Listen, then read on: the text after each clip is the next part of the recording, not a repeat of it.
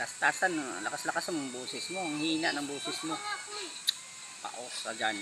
Dito kukunin. Para di ka mapaos, huwag mong kunin dito.